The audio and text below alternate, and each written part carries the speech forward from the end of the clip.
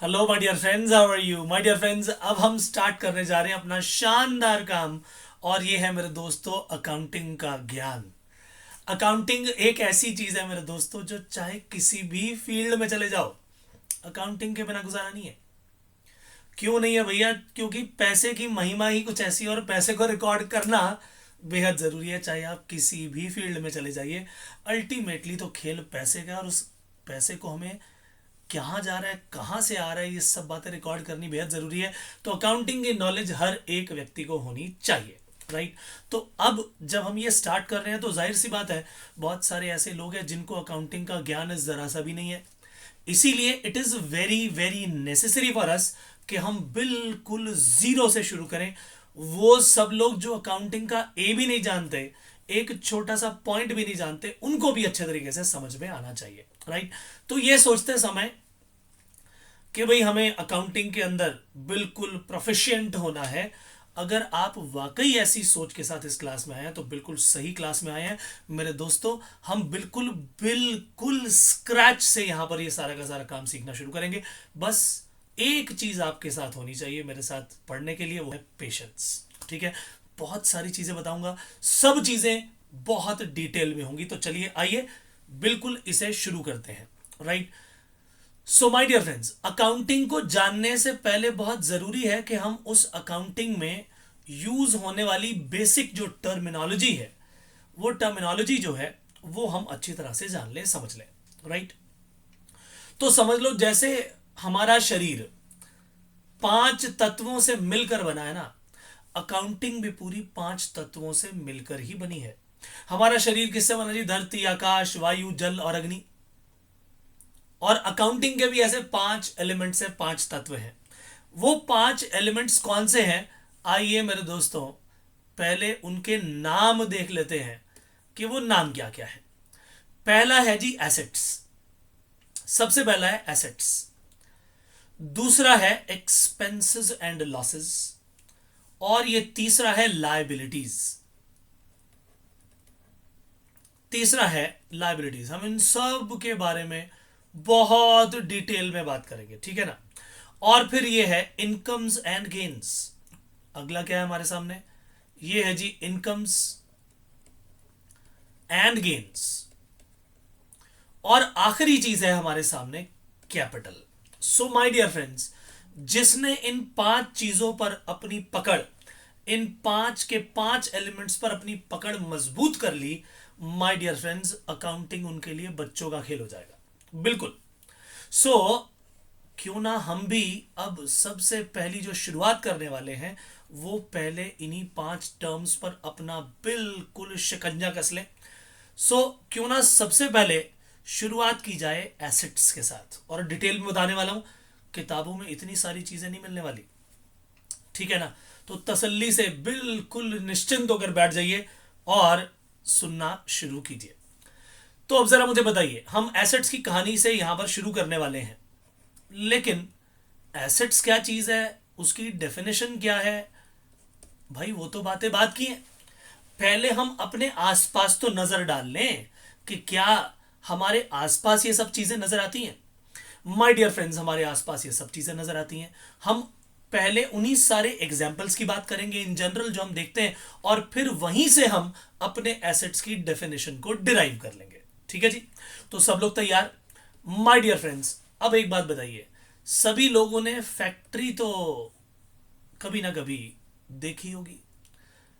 भाई एक्चुअली ना देखी हो तो कहीं ना कहीं आपने मूवीज में देखी होगी, टीवी में किसी ना किसी सीरियल में देखी होगी, किसी ना किसी न्यूज़पेपर में देखी होगी, मैगजीन में उसके बारे में पढ़ा होगा।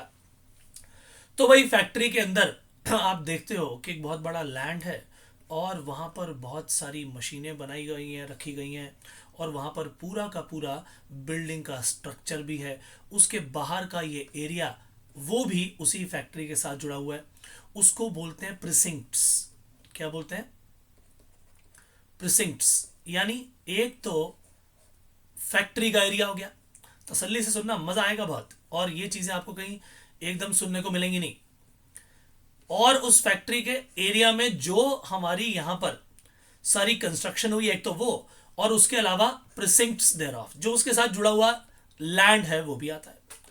और उसी में हमारे पास आती है भैया मशीन्स, क्योंकि जो प्रोडक्शन होनी है फैक्ट्री के अंदर वो मशीनों के द्वारा ही होगी। बोलिए यस और नो। मशीनें एक हो तो मशीन है, लेकिन मशीनों का जो ग्रुप हो जाए उसे क्या कहेंगे?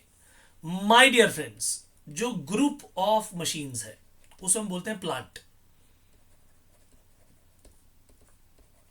प्लांट एंड मशीनरी इकट्ठा भी आता है।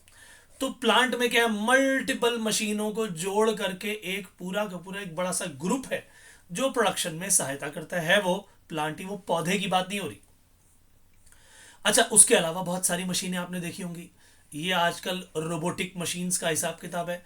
ये कन्वेयर बेल्ट पे सामान बनता हुआ आ रहा है। ये मशीन्स अपने आप ही जो हैं उस सामान को इकट्ठा करके उठाती हैं, पैक करती हैं, कन्वेयर बेल्ट से आता है और फिर एक व्यक्ति वो सारी की सारी मशीनें उठा के इस फोकलिफ्ट से ले जाके वेयर हाउस में रख देता है। तरह तरह की मशीनों पर लोग काम कर रहे हैं। तो ये जो मशीनें हैं माय डियर फ्रेंड्स, ये सारी मशीनें भी क्या है? ये सब एसेट है, फैक्ट्री एसेट है।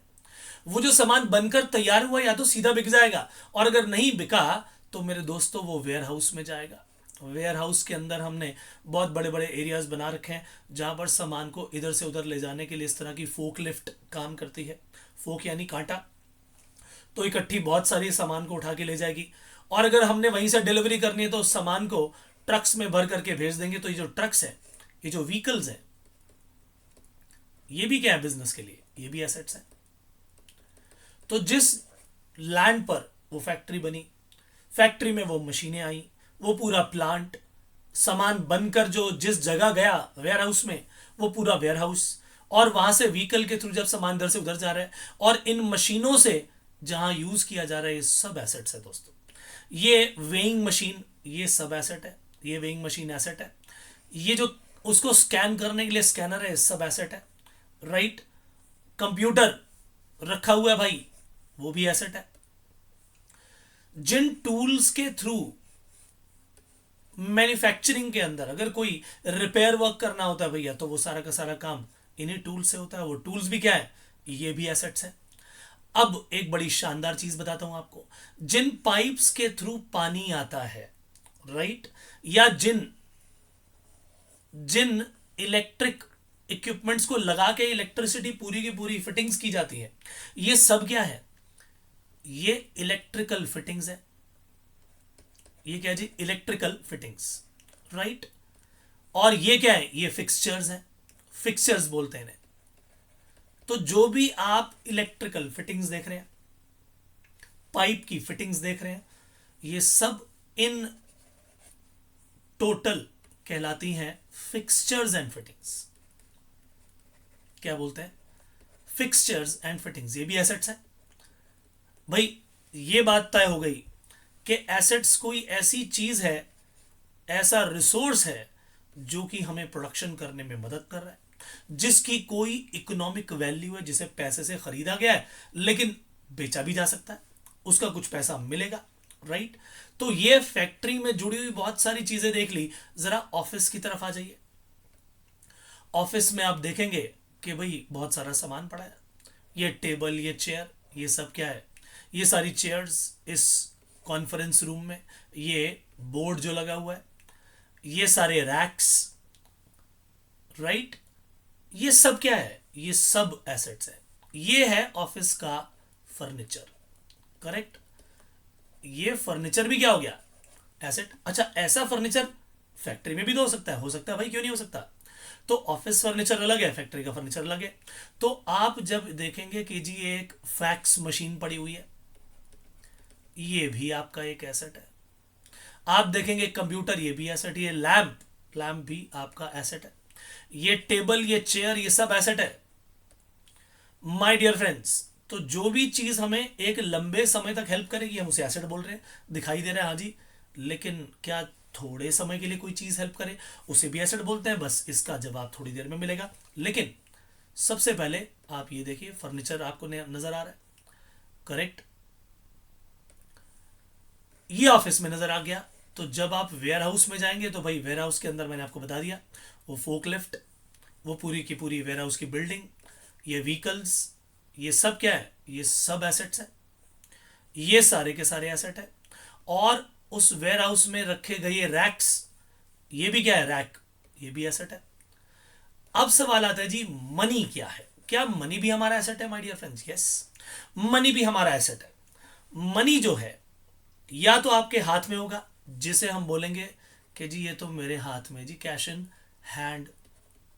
लेकिन अगर वही पैसा मैंने बैंक में जमा करा दिया कैश, तो मैंने वो पैसा बैंक से लेना है, तो मैं उसे क्या कहूंगा, वो है मेरा कैश एट बैंक। मैंने बैंक में पैसा जमा करवाया, मैंने बैंक से लेना है, लेना है तो एसेट। क्या शब्द बोले मैंने? याद रखिएगा ये बात, अगर हमने कुछ लेना है किसी से तो वो एसेट है हमारा, लेना है तो एसेट। ठीक है, लेना है तो एसेट। अब आती है अगली बात, और उसमें बड़ी शानदार चीज आती है जी, पेटेंट्स, ट्रेडमार्क, कॉपीराइट। अरे सर जी ये किस बला का नाम है? आइए देखते हैं, इन तीनों का डिस्कशन वन बाय वन करते हैं जी। तो सबसे पहले रिलायंस कंपनी के इस लोगो को देख लो, रिलायंस कंपनी के इस लोगो को देख लो। रिलायंस कंपनी का ये लोगो क्या कोई और कॉपी कर सकता है? क्या कोई और, आप या मैं या कोई भी और, इस लोगो को कॉपी करके कह सकते हैं हाँ जी हम ये वाला माल बेचते हैं? नो। क्या आप में या मुझ में ये ताकत है कि हम जियो का ये उसका लोगो यूज कर लें? नो।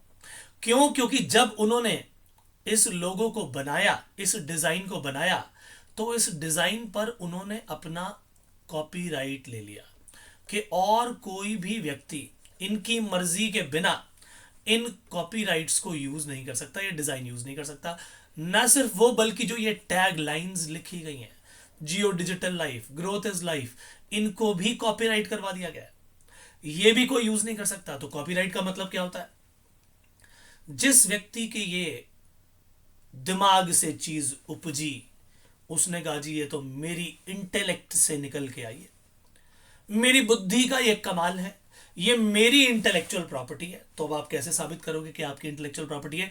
आपको इसको रजिस्टर कराना पड़ेगा अपने नाम से, और ऐसी चीज बनानी पड़ेगी कि किसी और ने ना बनाई हो, तो वो आपके नाम से रजिस्टर हो जाएगी, उसका आपको कॉपीराइट मिल जाएगा, आपकी इजाजत के बिना उसे कोई यूज नहीं कर पाएगा। लेकिन आप जरा सोचिए, रिलायंस का ये ब्रांड क्या इसी कॉपीराइट के कारण प्रोटेक्ट हो रहा है कि नहीं हो रहा? बिल्कुल हो रहा है। और इसकी वैल्यू है कि नहीं है? बिल्कुल वैल्यू है। इसका मतलब क्या हुआ कि ये भी आपको एक्स्ट्रा पैसा कमाने में मदद करते हैं, ये भी एसेट है। ये कहलाए हमारे कॉपीराइट। किसी व्यक्ति ने कोई गाना गा दिया, किसी व्यक्ति ने कोई गीत लिख दिया, किसी व्यक्ति ने कोई म्यूजिक बना दिया, ये भी कॉपीराइट है। जैसे कि आपने देखा कि एक एक किताब थी 5 point someone bye Chetan Bhagat. इस व्यक्ति ने एक स्टोरी लिखी, एक नॉवेल लिख दिया। अब ये नॉवेल लिख देने के बाद उस व्यक्ति का ये कॉपीराइट हो गया, क्योंकि उसका ये बिल्कुल यूनिक वर्क था, उसने इसे अपना कॉपीराइट करवाया। लेकिन बाद में पता चला एक मूवी बनाई जा रही थी जो कि इसी के ऊपर बेस्ड थी, 3 इडियट्स। उस समय चेतन भगत को अपने इस काम की रॉयल्टी नहीं मिली। उसने कहा भाई तुम मेरी मर्जी के बिना मेरे ही इस स्टोरी को कैसे छाप सकते हो? छाप तो सकते नहीं भाई, तुम वीडियो भी कैसे बना सकते हो मुझसे पूछे बिना? इस पर तो मेरा अधिकार है, मेरा इस पर कॉपीराइट है। तो भैया उसको पैसे मिले तब जाके ये स्टोरी बनाने दी गई, राइट? इसी को कहते हैं कॉपीराइट। उसी तरह से मान लीजिए टी सीरीज ने कोई म्यूजिक बना दिया, और उस म्यूजिक को किसी और व्यक्ति ने अपने यूट्यूब के वीडियो में यूज कर लिया, तो भैया टी सीरीज वालों ने उस पर कॉपीराइट का क्लेम कर दिया कि भाई ये तो हमारा है, आपने इसे कैसे क्लेम, ऐसे आपने इसे यूज कैसे कर लिया हमारी मर्जी के बिना? तो वो जो उनका राइट है कॉपीराइट, माय डियर फ्रेंड्स, वो उनका एसेट की तरह काम करता है, उसे बेचा भी जा सकता है। चलिए अब आपको इस शानदार फ्रिज के बारे में बताता हूं। कुछ अलग लग रहा है आपको? अगर आपसे मैं कह दूं कि ये कंपनी बोलती है, हायर कंपनी बोलती है कि आपके घर में जितने फ्रिज है ना वो सब उल्टे रखे हुए हैं, आप हिल जाओगे। हैं व्हाट इज दिस? उल्टे रखे हुए हैं, ये क्या मतलब हुआ?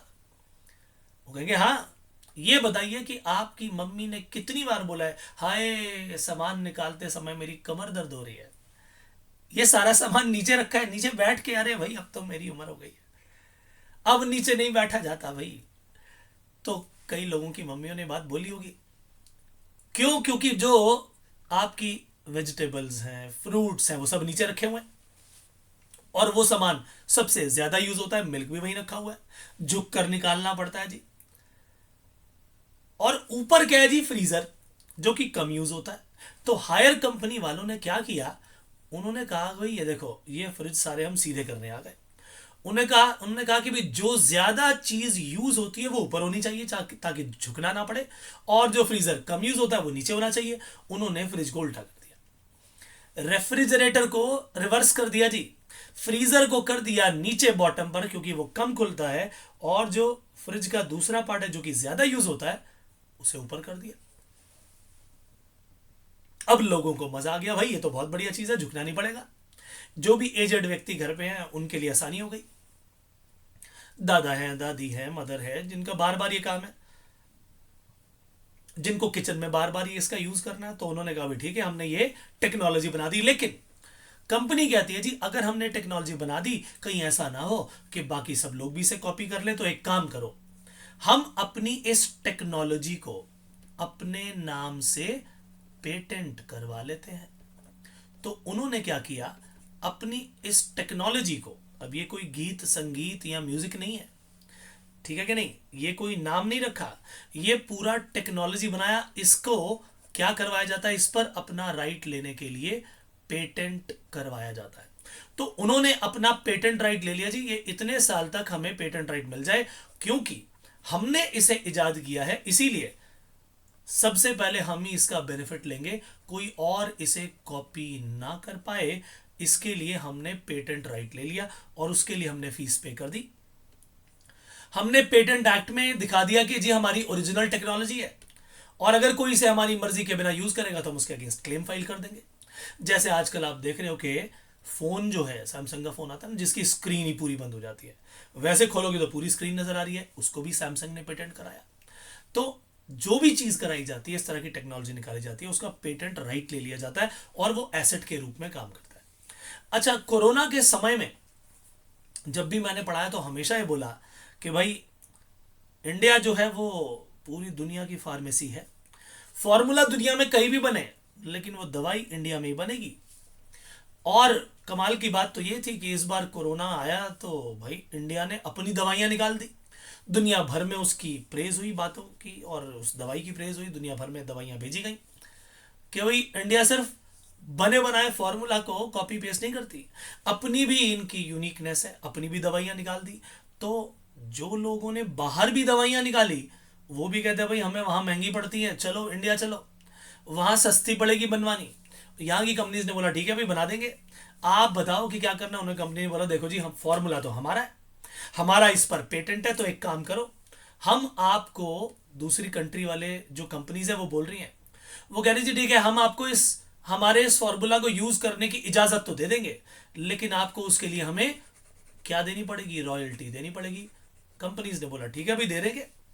जो कंपनी अपनी दवाई ना बना पाई, उसने कहा ठीक है जी, आप हमें फॉर्मूला दे दो, हम दनादन इसको बना के बेचेंगे, और आपके इस पेटेंट राइट को यूज करने के लिए हमें 5 साल के लिए दे दो, 5 साल तक हम इसे यूज करेंगे, आपको उसका फिक्स्ड अमाउंट दे देंगे।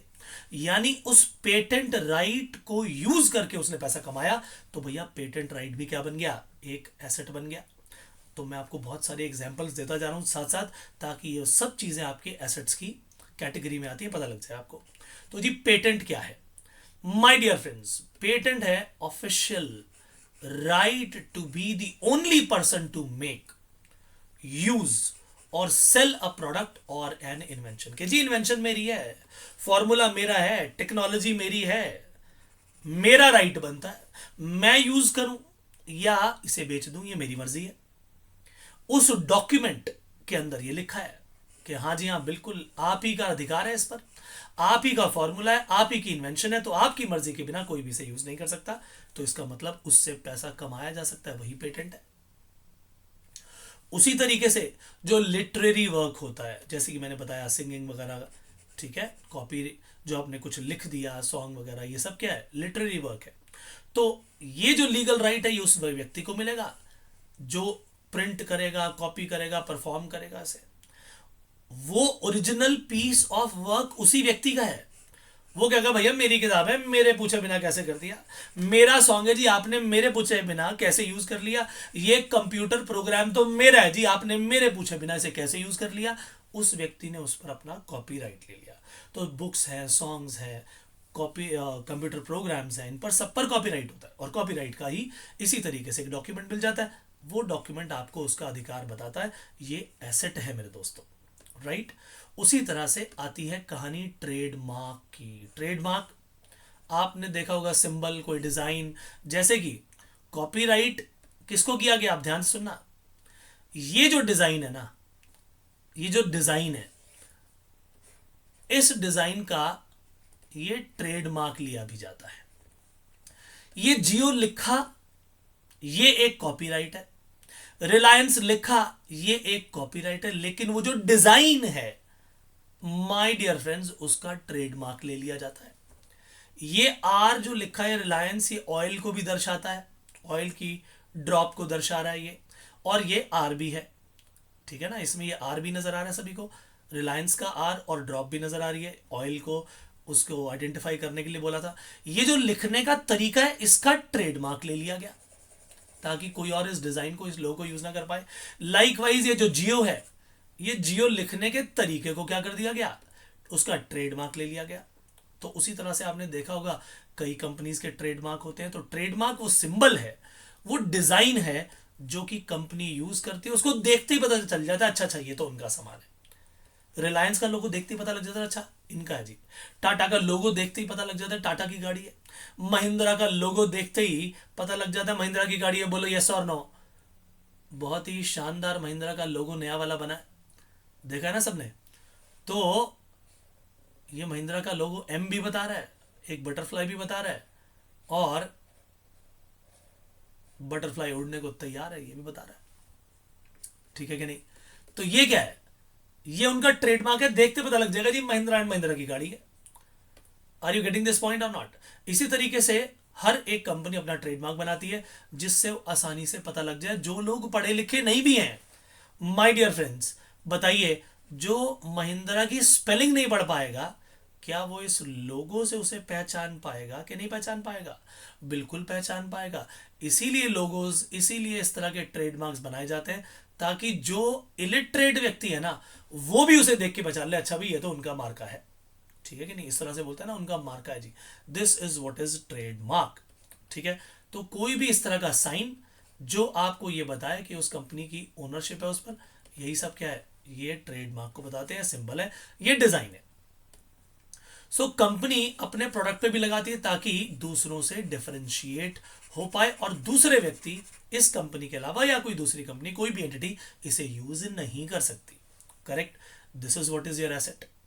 तो रिलायंस के अंदर ये रिलायंस का नाम, ये जियो का नाम, ये ग्रोथ इज लाइफ, ये जियो डिजिटल लाइफ, ये सब कॉपीराइटेड है, ये सारा कॉपीराइटेड है। लेकिन ये डिजाइन जो बना हुआ है, ये जियो लिखने का जो तरीका है, ये सब क्या है, ये ट्रेडमार्क है। करेक्ट। फिर एक और एसेट आता है हमारे पास, तरह तरह के एसेट्स के नाम बता रहा हूं मैं आपको, अभी समझ जाइए बस। ये सब एसेट है हमारे, जैसे कि लाइव स्टॉक, लाइव यानी जिंदा, जी हाँ बिल्कुल जिंदा। तो जैसे आप किसी फार्म हाउस के अंदर जाते हैं, तो फार्म हाउस में तो बिजनेस किसका है, ये देख लो, ये चिकन, ठीक है जी, कॉक है, हेन है, हॉर्सेस हैं, करेक्ट, ये चिक हो गया, हेन है, हॉर्स है, शीप है, काव है, बुफेलो है, ये सब क्या है, ये फार्म एनिमल्स है, ठीक है। इनको खरीदा बेचा जाता है, ये भी एसेट है। भाई एक हॉर्स को अगर खरीदना है और उसे रेस में लगाना है, तो उस हॉर्स पर भी तो पैसा लगाना पड़ेगा, करेक्ट और नॉट, वो एसेट है। लेकिन उसे लाइव स्टॉक कहा जा रहा है क्योंकि वो जीवित है, उन्हें भी तो खरीदा बेचा जा रहा है, लेकिन है वो क्या, एसेट। तो जब हमने एसेट्स की इतने सारी एग्जांपल्स की स्टडी कर ली है, तो उस पूरे के पूरे एग्जाम्पल से क्यों ना एसेट की डेफिनेशन बना ली जाए। आइए देखें, मजा आएगा बिल्कुल। So in general assets is anything of value. बताइए, जितनी चीजें हमने देखी सबकी अपनी वैल्यू थी, और अ रिसोर्स ऑफ वैल्यू, या कोई ऐसा रिसोर्स है जिसकी वैल्यू है, जिसे एक्सचेंज भी किया जा सकता है और बेचा भी जा सकता है। माय डियर फ्रेंड्स, तो कोई वो चीज जिसकी वैल्यू हो, या रिसोर्स ऑफ वैल्यू, यानी जिससे वैल्यू डिराइव होती हो, जिसे एक्सचेंज किया जा सके, बेचा जा सके, ये सब क्या है माय डियर फ्रेंड्स? ये सब एसेट्स हैं। Assets are economic resources which are owned by the business. Economic resources यानी जिनको पैसे से खरीदा बेचा जा सके, ओन्ड यानी जिस पर बिजनेस का मालिकाना हक है। क्या वर्ड्स बोले मैंने? जिस पर बिजनेस का, which are owned by the business. अब आप सोचिए कि आपका मालिकाना हक किस पर है। घर के हिसाब से भी सोच लो, कोई घर आपका है, वहां उसमें वॉशिंग मशीन रखी है, एसी रखा है, आपकी एक बाइक है, स्कूटर है, कार है, ये सब क्या है माय डियर फ्रेंड्स? ये सब इकोनॉमिक रिसोर्सेज है, पैसे से खरीदे गए, बेचोगे तो भी पैसा मिलेगा, यूज करोगे तो बेनिफिट मिलेगा, और ये ओन्ड बाय यू है। लेकिन अगर यही चीजें ओन्ड बाय बिजनेस हो तो वो बिजनेस का एसेट हो गया, करेक्ट और नॉट? तो वो economic resource which are owned by business, और बिजनेस इन्हीं से तो पैसा कमाता है। So assets enable the business to earn economic benefits in future. आज अगर आपने बिल्डिंग खरीदी, आज अगर आपने इतनी बड़ी फैक्ट्री खरीद ली थी, तो क्या उसका बेनिफिट आज ही मिल जाएगा? नो। उस फैक्ट्री में साल दर साल न जाने कितनी प्रोडक्शन होगी। वो बिल्डिंग जो ऑफिस आपने अपने ऑफिस के लिए लिए, वहां पर न जाने कितने सालों के लिए लोग काम करेंगे भाई। वो भी क्या है? आपका एसेट है। आप उससे इकोनॉमिक बेनिफिट यानी कमाई कर सकते हो, करेक्ट और नॉट? एसेट्स जब भी आपने लिए, खरीदे, उसे अपना बनाया, तो भैया फ्री में थोड़ी आए, कुछ पैसा भी देना पड़ा। वो जो पैसा देना पड़ा वो मेजर किया आपने, मेजरेबल है in terms of money cost. आप कहते हो जी यार ये मशीन तो मेरी ना 1 लाख रुपए की आई थी, यार ये वाला व्हीकल, ये जो मैंने ट्रक लिया ना भाई, ये तो 75 लाख रुपए का आया था।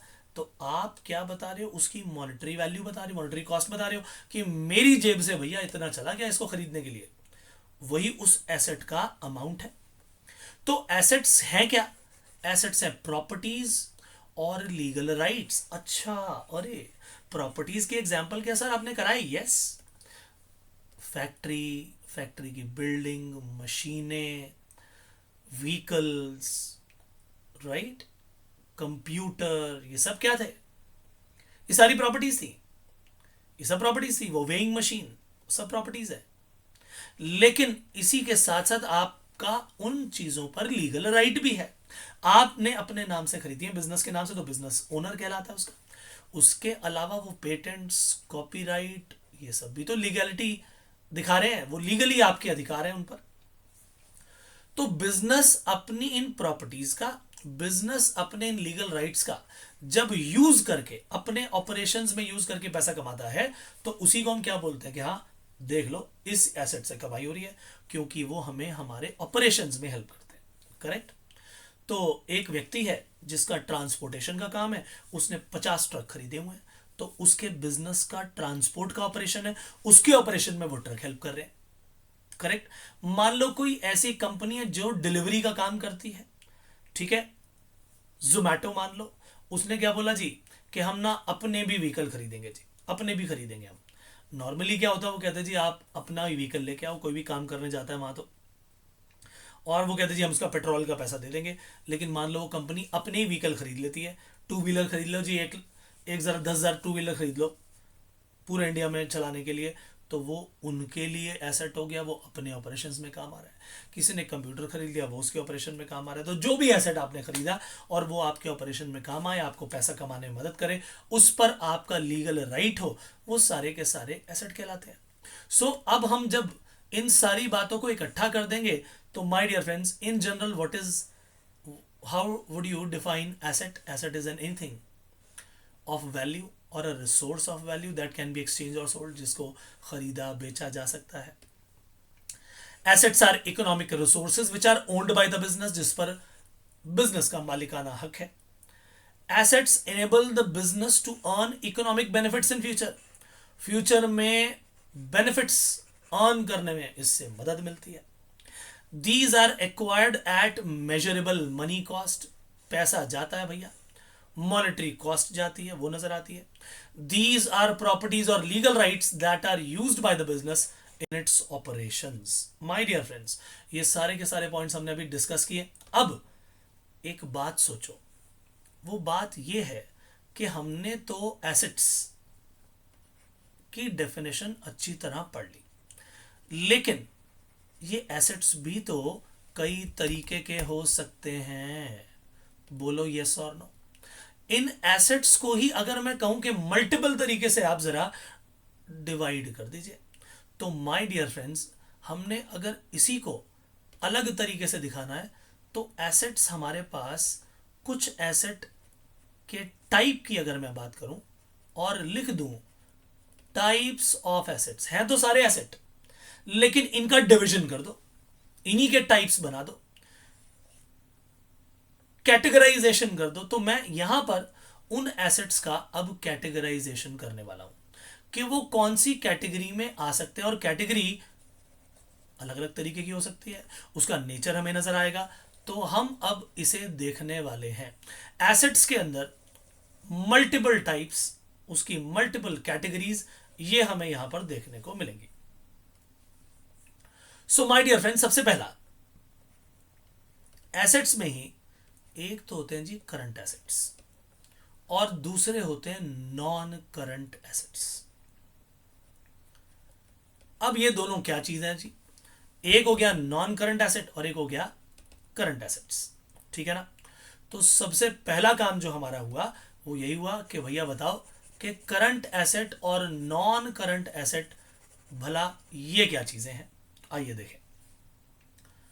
तो माय डियर फ्रेंड्स, एसेट्स का बेनिफिट हमें मिलता है, ये पक्की बात है, लेकिन जिन एसेट्स का बेनिफिट बिजनेस को 1 साल के अंदर अंदर मिल जाए उसको करंट एसेट कहते हैं, और जिसका बेनिफिट 1 साल से ज्यादा तक मिलता रहे, जिसका बेनिफिट 1 साल से ज्यादा, जैसे कि 3 साल, 4 साल, 5 साल, 10 साल मिल रहा है, तो वो नॉन करंट एसेट हो गए।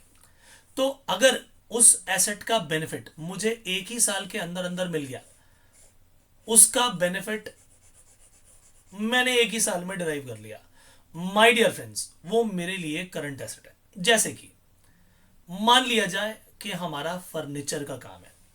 अब फर्नीचर का काम है तो हमें लकड़ी चाहिए, हमने लकड़ी के बड़े बड़े लॉग्स मंगा लिए, लाओ जी लाओ, लकड़ी लेकर आओ, लकड़ियां मंगा ली। अब लेबर को लगा दिया, चलो भाई सबसे पहले ये तो गोल लकड़ी है, इसको आरा जो 100 होता है, आरा मशीन पर ले जाओ और जरा इसके प्लेन जो है बिल्कुल लकड़ी प्लेन बना लो, ताकि कटिंग के बाद ये फर्नीचर के काम आ सके। भाई ऐसे मोटे मोटे लॉग से तो फर्नीचर बनेगा नहीं, तो उसी लकड़ी को काटा गया, उसके इस तरह से हमने पीसेस कर लिए, ये बन गया हमारा एक स्टेप। लेकिन क्या ये बेचने के लिए आपने ये बेचने के लिए काम किया? नो माय डियर फ्रेंड्स, ये तो बिल्कुल रॉ मटेरियल था, लेकिन ये है आपका वर्क इन प्रोग्रेस। फर्नीचर बनने की तैयारी हो रही है, फिनिश्ड गुड्स अभी आई नहीं, ये सेमी फिनिश्ड है। इसे क्या बोलते हैं? Semi finished goods. लेकिन अगर इसी लकड़ी का यूज करके मैंने अगर ये फर्नीचर बना लिया, तो ये मेरी बन गई फिनिश्ड गुड्स की कहानी।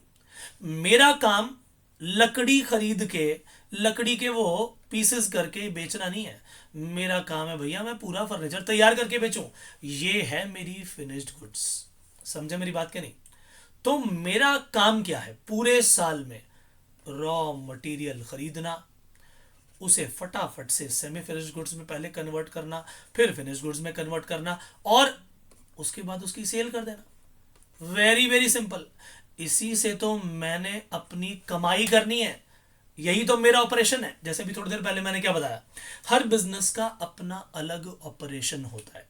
जैसे कि पिज्जा डिलीवरी वालों का अपना अलग ऑपरेशन है, कार बनाने वालों के अलग ऑपरेशंस है, हम आपको पढ़ा रहे हैं भैया, ये वीडियोस बना रहे हैं, इनका ऑपरेशन अलग है। तो रॉ मटेरियल, उसको कन्वर्ट कर दिया जाएगा फिनिश्ड सेमी फिनिश्ड गुड्स में, फिर फिनिश्ड गुड्स में इनको बेचा जाएगा। ये सारे के सारे, एक बात बताइए, कि अगर कोई भी बिजनेस, जैसे कि फर्नीचर का ये बिजनेस है, तो क्या फर्नीचर बना के मैं सालों साल अपने पास रख लूं कि चलो भाई अपने पास रख लो, इसे गोडाउन में भर के रखो भाई? क्या मैं गोडाउन में भर के रखने के लिए बना रहा हूं इसे? नो, मैं तो कह रहा हूं भाई जल्दी बनाओ और जल्दी बेचो, क्योंकि कम में बनाएंगे ज्यादा में बेचेंगे, प्रॉफिट भी तो तभी होगा। तो क्या मैं इसे 1 साल से ज्यादा अपने पास रखने के लिए इच्छुक हूं? क्या कोई भी फर्नीचर बनाने वाली कंपनी या कुछ भी बनाने वाली कंपनी, लैपटॉप बनाने वाली कंपनी, पेन्स बनाने वाली कंपनी, मोबाइल्स बनाने वाली कंपनी, कुछ भी बनाने वाली कंपनी, क्या वो 1 साल से ज्यादा तक अपने पास ये सामान, ये स्टॉक रखना चाहेगी? नो। वो कहेंगे अरे बनाया बेचो फटाफट भैया, बेचने के लिए तो बनाया, इसी से तो हमारी कमाई है, यही तो हमारा मेन ऑपरेशन है, तो ये फटाफट बेचा जाएगा, ये भी हमारा एसेट है। लेकिन इस एसेट का बेनिफिट हमें 1 साल के अंदर अंदर मिल जाएगा, 1 साल से ज्यादा का नहीं है, इसीलिए इसे कहा जाता है करंट एसेट। तो करंट एसेट इसीलिए क्या कि बेच के फटाफट से कैश में कन्वर्ट करो। तो जिस चीज को हमने बेचकर फटाफट से कैश में कन्वर्ट कर लिया, माय डियर फ्रेंड्स, वही तो क्या थी? करंट एसेट थी। और अगर वो कैश ही हमारे हाथ में, तो वो भी क्या है? करंट एसेट है। ये भी तो, कैश भी तो एसेट ही है। और अगर मैं उसे बैंक में जमा करा दूं तो भी मैंने बैंक से लेना है, लेना है तो एसेट, मैंने बताया था, याद कर लो इस बात को, लेना है तो एसेट। और कैश हमारा बैंक में जमा है, वो भी तो हमारा ही है, ये अपने आप में ही एसेट है, करंट एसेट है। तो जो चीज 1 साल के अंदर अंदर कैश में कन्वर्ट कर ली जाती है वो करंट एसेट है। जो कैश हमारे पास है ही, जो बैंक में पैसा पड़ा वो तो कैश का रूप ही है, तो वो तो करंट एसेट होगा ही होगा। So current assets are those, current assets are those assets which are held by the business with the purpose of converting them into cash. very very important, यानी जिसका मेन मकसद, जिसका मेन मोटिव यही होगा कि हम उसे फटाफट से कैश में कन्वर्ट कर ले, यही हमारे करंट एसेट्स हैं। तो करंट एसेट्स को हमने करना क्या था भाई? हमने अपने बिजनेस में यूज करने के लिए रखा है, उसे कंज्यूम करने के लिए रखा है। कंज्यूम सर, कंज्यूम कैसे? माय डियर फ्रेंड्स, जब उस लकड़ी से हमने फर्नीचर बनाया तो उसका कंजम्पशन ही तो हो गया। विद इन 1 ईयर हमने उसको कंज्यूम कर लेना है, विद इन 1 ईयर हम उसे कन्वर्ट करके बेचेंगे, तो इसीलिए वो सारा का सारा क्या कहलाएगा? वो रॉ मटेरियल जो है वो हमारा करंट एसेट कहलाएगा। तो हम इन एसेट को अपने पास यूज और कंज्यूम करने के लिए रखते हैं, वो भी with in 1 year. This is very very important. So current assets ये आपको क्या 1 साल से ज्यादा का बेनिफिट देंगे, ज्यादा में बेनिफिट देंगे? नो। इनका हमारी एक्सपेक्टेशन क्या है कि भाई 4 साल में बेनिफिट आ जाए, कि हम ऐसा सोचेंगे कि मेरा फर्नीचर 4 साल बाद बिक जाए? नो। हमारी एक्सपेक्टेशन क्या है? बिजनेस की एक्सपेक्टेशन क्या है? बिजनेस की एक्सपेक्टेशन ये है कि कल का बिकता आज बिक जाए। करंट एसेट जो हमारे हैं, जिसको हम अपनी डील कर रहे हैं, जो चीजें बना रहे हैं, वो कल की बिकती आज बिक जाए। हम तो कहते हैं भैया बनाने से पहले हमारे पास ऑर्डर हो, तो उनका बेनिफिट विद इन 1 ईयर मिल जाता है, क्योंकि उसको रखा ही उतने टाइम के लिए है। That is why these are known as current assets. So primary purpose क्या हो गया भाई इन चीजों का? इन करंट एसेट्स का जो प्राइमरी पर्पस हो गया वो होगा ट्रेड करना। ट्रेड का मतलब होता है खरीदना बेचना या बनाना और बेचना। तो मेन पर्पस इन सारे के सारे करंट एसेट्स को रखने का क्या है? इन करंट एसेट को रखने का मेन पर्पस है भैया ट्रेड करना, परचेज करना और सेल कर देना, इसी को ट्रेड बोलते हैं। या प्रोड्यूस करके सेल कर देना। एक तो यह है कि आपने बना बनाया माल बाहर से खरीदा, परचेज किया और बेच दिया, ट्रेड हो गया। या फिर आपने पहले प्रोड्यूस किया फिर बेचा। करंट एसेट का यही पर्पस है। तो अब करंट एसेट की जो जो बातें हमने सारी की सारी सीखी, आइए जरा देख लेते हैं। Current assets are those assets which are held by the business with the purpose of converting them into cash. हम उसे कैश में कन्वर्ट कर रहे हैं। These are the assets which are kept for the purpose of using और consuming within 1 year. ये भी बात हमारी हो गई। Benefit of current assets is expected to realize within a period of 12 months. Primary purpose of current assets is to trade. My dear friends, ये सारी की सारी हमारी बातें हमने पूरी अच्छी तरह से सीख ली। तो ये सारे करंट एसेट थे। Raw material, semi finished goods, cash in hand, cash at bank, ये सारे कहलाए क्या? ये सब करंट एसेट्स कहलाए। से यस और नो? तो जो भी हमारा स्टॉक है साल के अंत में अगर बच गया तो हम उसे करंट एसेट मानेंगे। साल के बीच में तो ट्रेड ही कर रहे हैं, ठीक है कि नहीं? तो साल के अंत में जरूरी तो है नहीं कि हमने जितना खरीदा उतना बेच ही दिया, या जितना हमने प्रोडक्शन की, जितना बनाया उतना बिक ही गया। तो जितना बिक गया उससे तो रेवेन्यू आ जाएगा, माल बिकने से पैसा आ जाएगा। लेकिन जो साल के अंत में बनाया था इस साल में मगर बिका नहीं, अनसोल्ड रह गया, माय डियर फ्रेंड्स, हम उसे स्टॉक कहते हैं। तो साल के अंत में इज इट नेसेसरी कि जो भी हमारे पास बचे वो सारा का सारा रॉ मटेरियल हो? नो। इज इट नेसेसरी कि वो सारा का सारा सेमी फिनिश्ड गुड्स हो? नो। फिनिश गुड्स भी तो हो सकता है। तो इट इज नॉट नेसेसरी कि वो सारा का सारा स्टॉक जो है रॉ मटेरियल हो, सेमी फिनिश्ड हो या फिनिश्ड हो, वो इन तीनों में से कुछ भी हो सकता है। उसके अलावा फिर हमारे पास आता है कैश इन हैंड, फिर आता है कैश एट बैंक। ये चीजें मैंने आपको करवा दी। लेकिन डेटर्स क्या होते हैं, बिल रिसीवेबल क्या होते हैं, लोन्स एंड एडवांसेस क्या होते हैं, इनकी चर्चा हम करेंगे बाद में। हम डेटर्स को भी डिटेल में पढ़ेंगे, जैसे एसेट को पढ़ रहे हैं वैसे ही सारी टर्म्स को पढ़ेंगे। Asset, liability, income and gain, expense and losses, capital, ये 5 एलिमेंट्स हैं। इन 5 एलिमेंट्स के बाद और भी बहुत सारी बातें हैं जिनको हम डिटेल में पढ़ेंगे। उनमें डेटर भी आएगा, बिल रिसीवेबल भी आएगा, लोन्स एंड एडवांसेस भी आएगा। फिलहाल के लिए आप केवल इसके नाम याद कर लीजिए, आने वाली क्लासेस में आपको ये जल्द ही इससे सारी की सारी डिटेल पता लगेगी। अब आती है बात नॉन करंट एसेट की। तो भाई जो करंट एसेट्स में आपने देखा, नॉन करंट एसेट में उल्टा कर दो, उसका बिल्कुल अपोजिट जो है वो नॉन करंट है। यानी वो कहता जी 1 साल के अंदर अंदर, तो ये कहता जी 1 साल से ज्यादा। कोई भी ऐसा एसेट जो आपने 1 साल से ज्यादा के लिए लिया है, 1 साल में उसे बेचोगे नहीं, उसका मेन पर्पस ट्रेड करना नहीं है, वो सारे नॉन करंट एसेट है। जैसे कि क्या फैक्ट्री को 1 साल में बेच देते हो? क्या मशीनें खरीद के 1 साल में बेच देते हो? क्या ट्रक खरीद के 1 साल में बेच देते हो? नो। कंप्यूटर खरीद के अभी बेच दोगे 1 साल में? नो। हमारा मेन पर्पस ट्रेड करना नहीं है भैया, इनको यूज करना है अपने बिजनेस में। तो शुरू से लेके एंड तक जितने एग्जाम्पल दिए हैं उनमें एक फैक्ट्री का एग्जाम्पल, मशीन का एग्जाम्पल, ये मल्टीपल अदर मशीन्स का एग्जाम्पल, कन्वेयर बेल्ट हो गई, ठीक है, रोबोटिक मशीन्स हो गई, ये व्हीकल्स हो गए, वेयर हाउस की बिल्डिंग हो गई, ये टूल्स हो गए, फिक्सचर्स एंड फिटिंग्स हो गई। क्या इनको बेचने के लिए लिया क्या भाई हमने? नो। हम इसे अपने ऑपरेशंस में यूज करेंगे इसलिए लिया हमने ये। लेकिन जैसे ही आपने कहा जी हमने तो इसे यूज करना है, हमने इसे बेचना ही नहीं है, यानी ट्रेड नहीं करना, ठीक है भैया, फिर करंट एसेट नहीं है ये नॉन करंट एसेट है। तो करंट में और नॉन करंट में डिवीजन पता लग गया।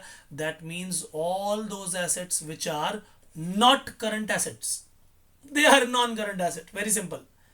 तो इसका मेन बिजनेस ट्रेड करना नहीं है, मेन पर्पस, इसका मेन मकसद है हमारी ऑपरेशनल एफिशिएंसी को बढ़ाना, ऑपरेशनल एफिशिएंसी को इंक्रीज करना ही हमारा मकसद है। क्या ये बात सभी को बिल्कुल अच्छे तरीके से समझ में आ गई? My dear friends, these are not meant for resale. जैसा कि अभी थोड़ी देर पहले बताया, हमने इसे बेचने के लिए नहीं खरीदा, हम तो इसे अपने बिजनेस में मल्टीपल ईयर्स तक यूज करने वाले हैं, इसीलिए इसे नॉन करंट एसेट बोला जाएगा, 1 साल से ज्यादा। So non current assets are the assets which are not the current assets. These are held for long term use in the business, trade करने के लिए नहीं लिया हमने। These assets, non current assets, increase the operational efficiency of the business, और हमने इसे resale के लिए नहीं लिया है। ये सब नॉन करंट एसेट की डेफिनेशन हो गई। यानी हमने जब नॉन करंट की बात की तो पहली चीज जो आई, वो जो सब चीजें नजर आई, वो अभी तक जो हमने देखी वो सब फिक्स्ड एसेट थी। ये सब फिक्स्ड एसेट थे, जैसे कि प्लांट एंड मशीनरी, प्लांट भी मशीनरी भी, ये सारी रोबोटिक मशीन्स, कन्वेयर बेल्ट, ये सब क्या है? ये सब फिक्स्ड एसेट है।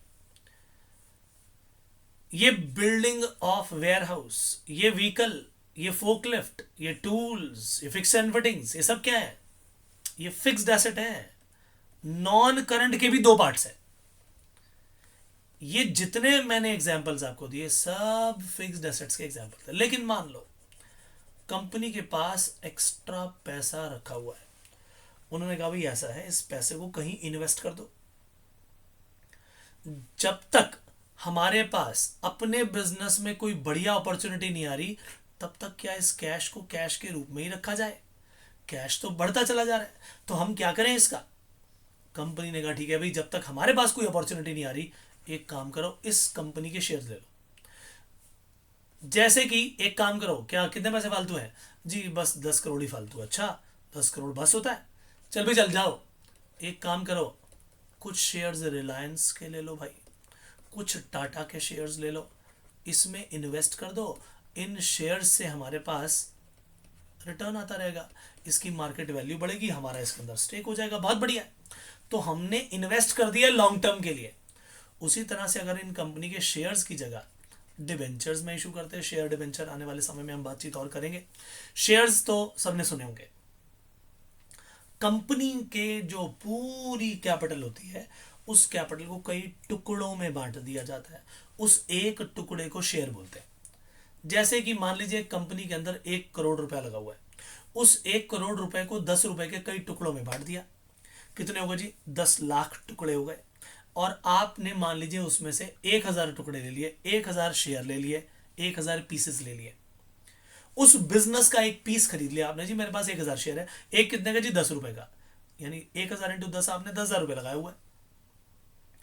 ये आपने लॉन्ग टर्म इन्वेस्टमेंट कर दी।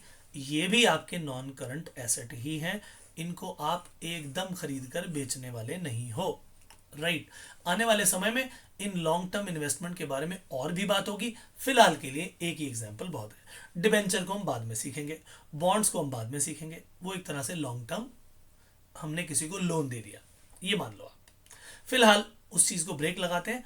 आप लॉन्ग टर्म इन्वेस्टमेंट समझिए। जैसा कि मैंने आपको बताया, शेयर्स का एक एग्जांपल मैंने आपको दिया।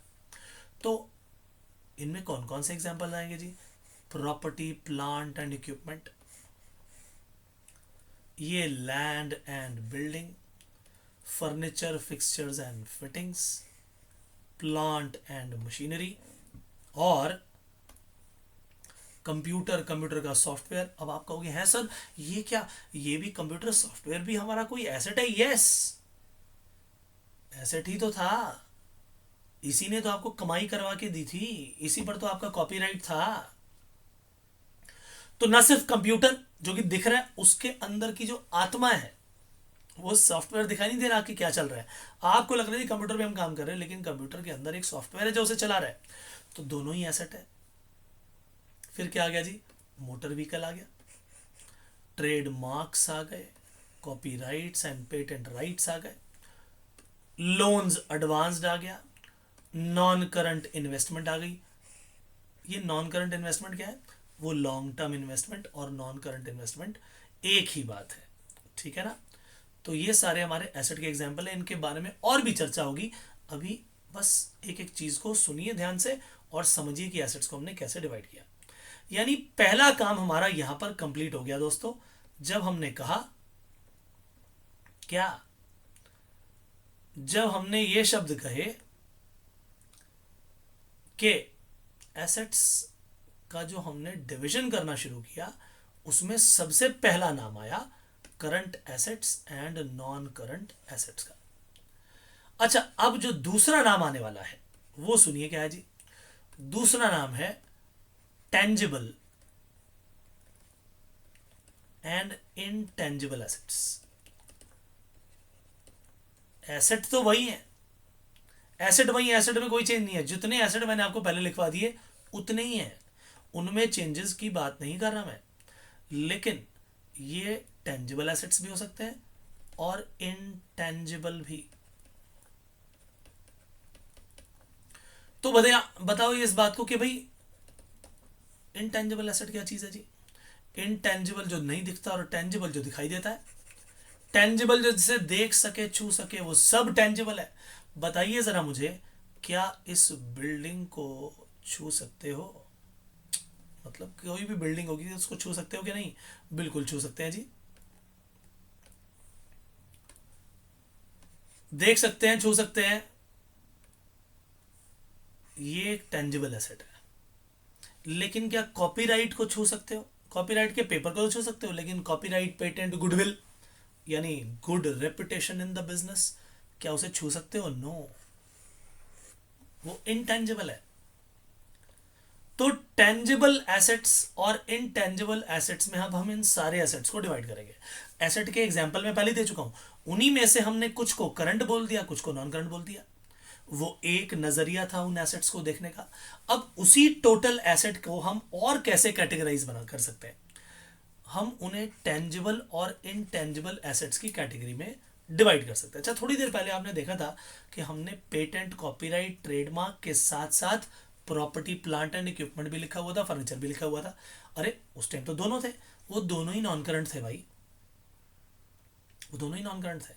लेकिन अब जब मैं टेंजिबल किसे देख सकता हूं, छू सकता हूं, या किसे देख नहीं सकता, छू नहीं सकता, ऐसे डिविजन करना हो तो भैया अब दोनों अलग अलग कैटेगरी बन जाएगी। तो वही एसेट अगर इस थॉट के साथ में देखूं तो मैं बिल्डिंग को भी छू सकता हूँ, मशीनरी को भी छू सकता हूँ, वेयर हाउस की बिल्डिंग को भी छू सकता हूँ, व्हीकल को भी छू सकता हूँ, फोक लिफ्ट को भी छू सकता हूँ, कैश को भी छू सकता हूँ, बैंक के अंदर पैसे रखे हुए हैं उसको भी छू सकता हूँ, इस फर्नीचर को भी छू सकता हूँ, अरे ये स्टॉक था मेरे फिनिश गुड्स से, इसको भी छू सकता हूँ। जिनको मैं देख सकता हूँ, छू सकता हूँ, ये सब मेरे क्या बन गए? ये बन गए टेंजिबल एसेट्स। लेकिन जिनको नहीं देख सकता, छू नहीं सकता, गुडविल, पेटेंट, ट्रेडमार्क, कॉपीराइट, ये सब क्या है? ये इंटेंजिबल हो गए, लेकिन है एसेट, यानी उसी ग्रुप ऑफ एसेट का दूसरा क्लासिफिकेशन। जैसे मान लीजिए कि एक क्लास है, एक क्लास में आप कैसे डिवीजन कर सकते हैं जी? हाँ जी, बताओ जी, कितने बॉयज हैं और कितनी गर्ल्स हैं? एक डिवीजन तो ये हो गया, ठीक है कि नहीं? 10वीं क्लास है, 10th क्लास के अंदर बताइए कितने बॉयज है, कितनी गर्ल्स हैं, उन्हीं बॉयज और गर्ल्स का डिवीजन कर रहे हैं। अच्छा ठीक है जी, कितने बॉयज और गर्ल्स अब नहीं बोल रहे, अब बोल रहे हैं सारे स्टूडेंट्स। किन स्टूडेंट्स की हाइट 5 फीट से ज्यादा है, किन स्टूडेंट्स की हाइट 5 फीट से कम है? आधे स्टूडेंट कुछ इधर हो गए, आधे इधर हो गए। अरे फिर से एक नया, है तो वही क्लास, है तो वही बच्चे, लेकिन उनको अलग तरीके से कैटेगराइज करने का हमने वहां पर एक क्या बना दिया? एक कैटेगराइजेशन का तरीका बना दिया। हाँ जी, बताओ जी, कितने बच्चों का वेट 50 किलो से ज्यादा है या 50 किलो से कम है? कितने बच्चे दिल्ली से ही हैं और कितने दिल्ली से बाहर से आए हैं? यानी आप डिवीजन कोई भी बना सकते हैं। सो इसी तरह से हमने बना दिया tangible, intangible, current asset, non current asset. Asset वही है, जैसे बच्चे वही हैं, लेकिन उनको कैटेगराइज करने का तरीका अलग है। ये भी एसेट्स वही हैं, कैटेगराइज करने का तरीका अलग है। तो टेंजिबल एसेट्स, ये कौन से हो गए जी? टेंजिबल एसेट्स वो एसेट है जो कि फिजिकली देख सकते हैं, जिनकी फिजिकल एग्जिस्टेंस है, they can be seen and touched. आग लगेगी भैया तो जलेंगे भी, और इनकी इसी कारण से इंश्योरेंस भी कराई जा सकती है, दे आर इंश्योरेबल। इनको गिरवी रखकर आसानी से लोन लिया जा सकता है, इजीली लिखा है शब्द। तो एग्जाम्पल आपने देख लिया, land and building, plant, machinery, furniture, fittings, computer, motor vehicle, ये सब क्या है? ये सब ऐसे टेंजिबल एसेट हैं जो कि दिख रहे हैं भाई, आसानी से इनको गिरवी रख के लोन लिया जा सकता है। लेकिन इनटेंजिबल का मतलब जिसे देख ना सके, छू ना सके, जैसे कि ये कॉपीराइट है तो सही डिजाइन, ये ट्रेडमार्क है, ट्रेडमार्क है, कॉपीराइट है। वो जो पेटेंट है टेक्नोलॉजी का, टेक्नोलॉजी को नहीं छू सकते, लेकिन उससे बने हुए प्रोडक्ट को छू रहे हो आप। बट टेक्नोलॉजी को तो नहीं छू रहे ना, उसका जिसका पेटेंट लिया है वो इंटेंजिबल है। कंप्यूटर को छू सकते हो, कंप्यूटर के अंदर के सॉफ्टवेयर को तो नहीं छू सकते, वो सॉफ्टवेयर जो है वो इंटेंजिबल है। शरीर को छू सकते हो, आत्मा को तो नहीं छू सकते। उसी तरह से ट्रेडमार्क की बात बताई, कॉपीराइट की बात बताई, और सभी से बढ़िया चीज निकल आई सामने जिसे नहीं छू सकते, वो है आपकी रेपुटेशन इन द मार्केट। आपने देखा होगा कि आपके पड़ोस की एक समोसे की दुकान बड़ी मशहूर है भाई, बोलो यस और नो? बच्चा बच्चा जानता है घर का समोसे लाने, अच्छा मेहमान आए हैं, जा भाई समोसे ले आ। बोलने की जरूरत नहीं है भाई कि कौन से समोसे की दुकान पे जाना है। 5वीं में पढ़ता हुआ बच्चा भी जानता है, हाँ जी, इनके समोसे। आप सबके शहर में भाई अलग अलग समोसे की दुकानें मशहूर हैं, हर एक क्या मशहूर, कोई ना कोई मशहूर दुकानें तो होती हैं, तो आप सोच लो। अच्छा, बार बार उसके पास क्यों जा रहे हैं? भाई उसके समोसे बड़े स्वाद होते हैं जी, इसीलिए उसके पास जाते हैं।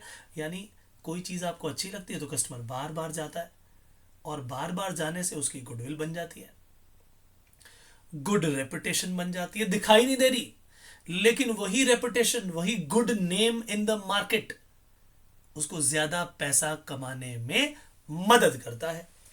और अगर ऐसा होता है ज्यादा पैसा कमाने में मदद करता है, तो भैया इसका मतलब वही उसके लिए एसेट बन गया, लेकिन दिखाई नहीं दे रहा, दिखाई नहीं दे रहा किसी को। तो गुडविल है क्या my dear friends? Goodwill reputation है। अब ऐसा भी हो सकता है कि आपको, यार मैं क्या करूं, मैं बढ़िया सी समोसे की दुकान चलाना चाहता हूं, लेकिन मुझे समोसे मैं इतने बढ़िया तो अभी नहीं बनाता, तो मैं क्या करूं? भाई तुम नहीं बना सकते, तुम खुद जनरेट नहीं कर सकते, तो किसी का चलता चलाया बिजनेस खरीद लो। हाँ जी, इस समोसे वाले को बोल दिया भाई तुम्हारा सारा बिजनेस अब मेरा, ये लो पैसे। उसने कहा ठीक है लाओ जी पैसे दो, आपके सारे नौकर वोकर सब यहीं रहेंगे, सब बिजनेस ऐसे चलेगा, सिर्फ मालिक जा रहा है, बाकी सारे नौकर वैसे ही बना रहे हैं। अब किसको क्या पता कौन मालिक कहाँ चेंज हुआ?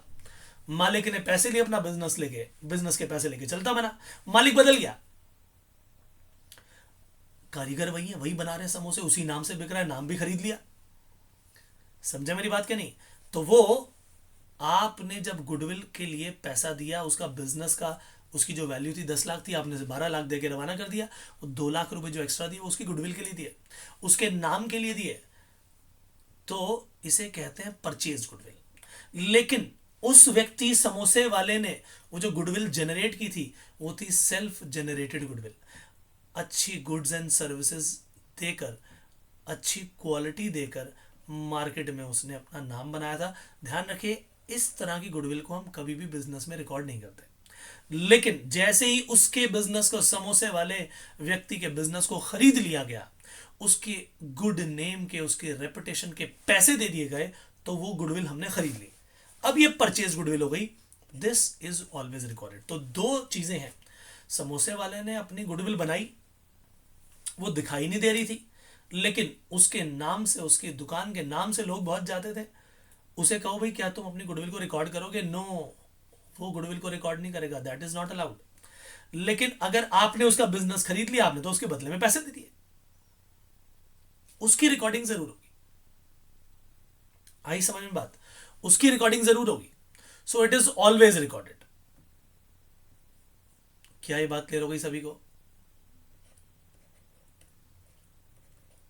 तो जो आपने कैश पे किया, एक्स्ट्रा पे किया, 10 लाख की वैल्यू के बदले में 12 लाख दे दिया, 11 लाख दे दिया, तो 10 लाख तो बिजनेस की वैल्यू थी, 1 लाख आपने एक्स्ट्रा दिया, वो जो एक्स्ट्रा पेमेंट किया आपने, वो गुडविल के लिए की है। वो जो एक्स्ट्रा पेमेंट आपने की है, ये वाली, ये गुडविल के लिए की है।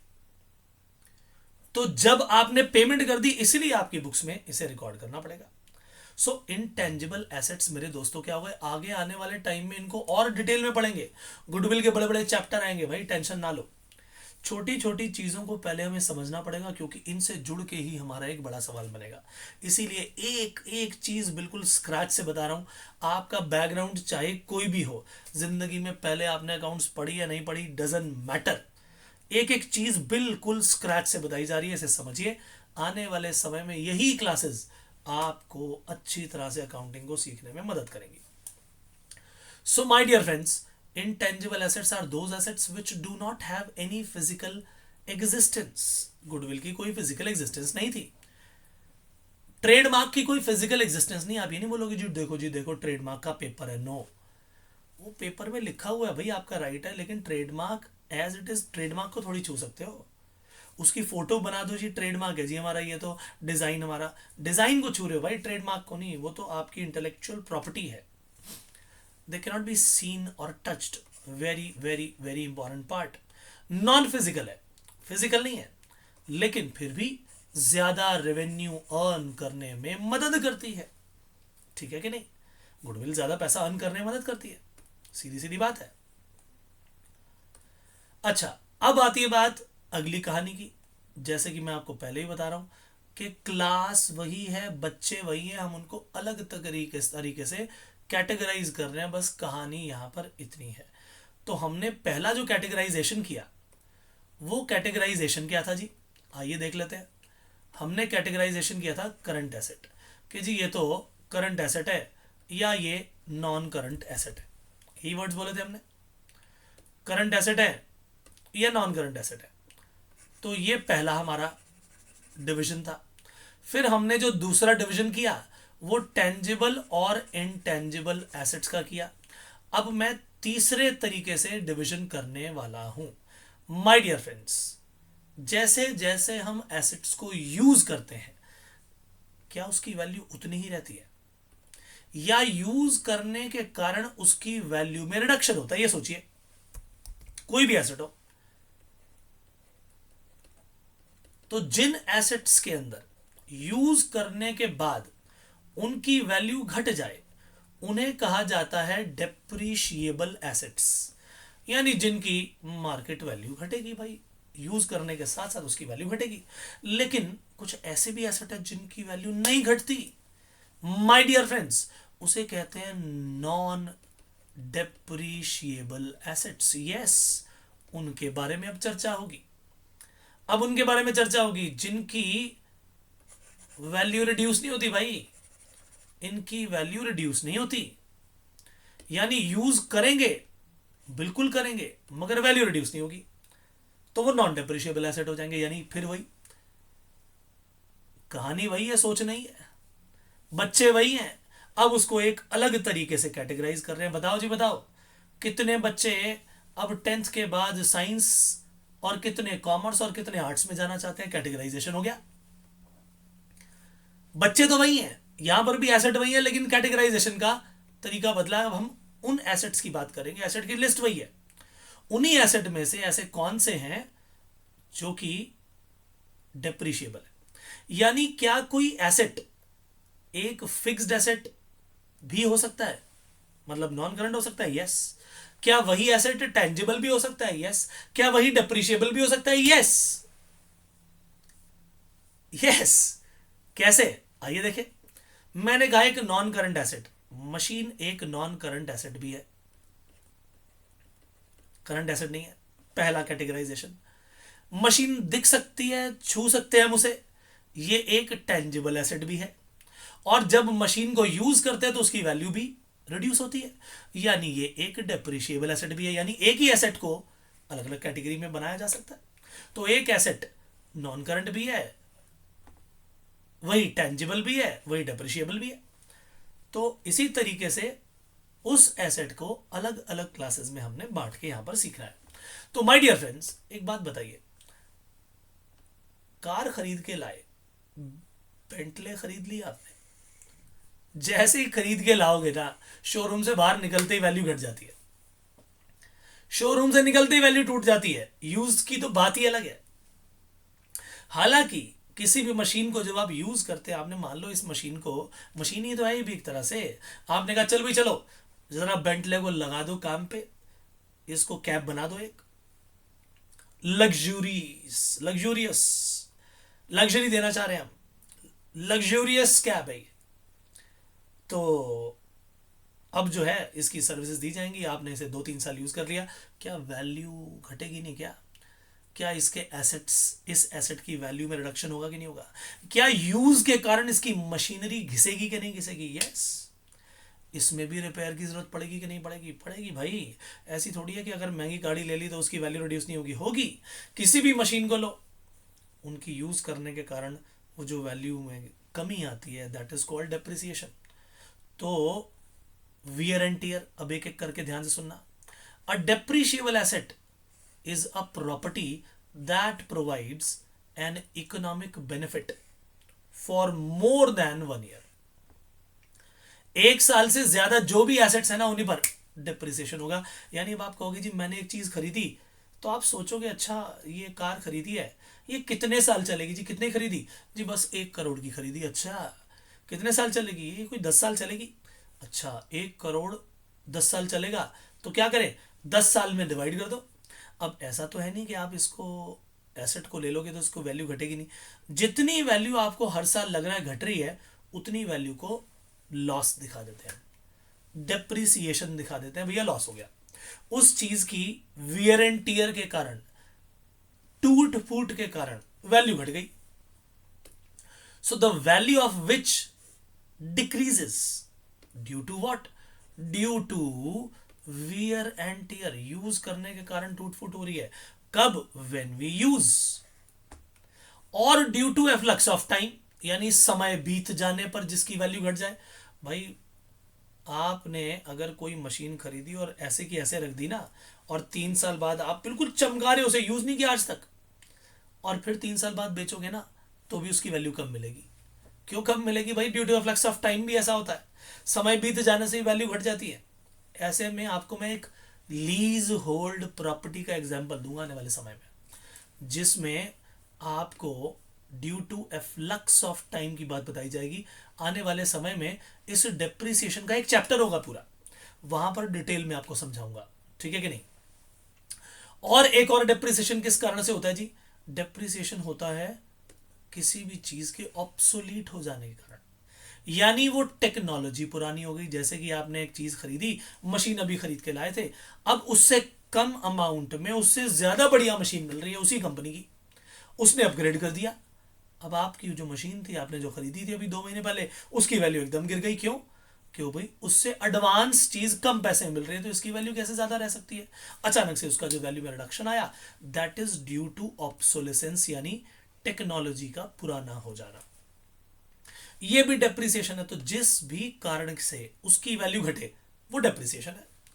That is why cost of purchase को हम रिड्यूस कर देते हैं, घटा देते हैं, बांट देते हैं, हम उसे राइट ऑफ करना बोलते हैं। जैसे कि मैंने बताया 1 करोड़ की हमने कार ली, अच्छा जी 10 साल चलेगी, तो क्या करें? 10 सालों में बांट दो, हर साल 10-10 लाख का खर्चा दिखा दो जी इसमें से। कार तो एक ही बार में खरीद ली, लेकिन उसमें हर साल 10 लाख की वैल्यू घटती जा रही है। क्यों? यूज के कारण, over over its useful life. These assets are known as depreciable asset, जिन पर डेप्रिसिएशन होता है।